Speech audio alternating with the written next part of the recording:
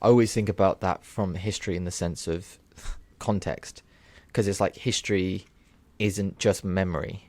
Like when you read a history book, it's not that happened, that happened, that happened in a sequential view, because whoever's writing that account of history, there might be three accounts and they might all be different.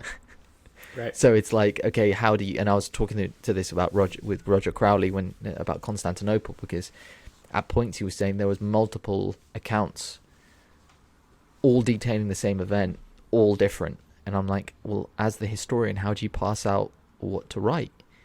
He's like, there just has to be intellectual integrity, and you have to make a decision, or you just be honest and say, look, these are the accounts. This is what this is saying. This is what that's saying. This is who this person was.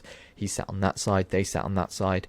So you have to have obviously some objectivity to it. You don't want to just say something for the sake of it because you believe it to be true, because that, I think, just goes against the integrity of being a writer, or being someone who shares knowledge. It's like you have to have integrity behind it, and to share that information. So yeah, definitely. And that's why I love history, to be fair. I think understanding your roots as an individual give context to how you act in the present, Mm-hmm. because it gives you a place, like it gives you a reason, it gives you a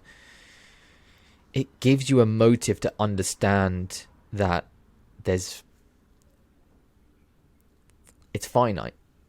Everything you do is finite. The pain, the joy, everything, because you might read about, for instance, I'm listening to an audiobook on Genghis Khan, and you're like, yeah, he might have done all this stuff, but no one knows where he's buried. No one goes about their day to day searching around on Instagram and in the office and be like, oh, Genghis Khan was a great leader, wasn't he? Like no one knows. Like no one really cares.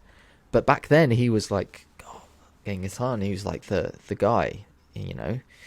I just think about that all the time, because throughout history there's been individuals that have been lauded as being, and they even claim to be divine leaders, where they've been given, divine power to lead, and no one remembers them.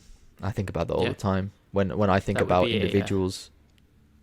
it'd be a helpful lesson for some of our aspiring autocrats today to consider that their craving for notoriety and status and control and divinity will be ultimately just as forgotten as the previous generation and the generation before that. These strongman leaders come and go despite their best efforts to preserve Stick themselves for around. eternity.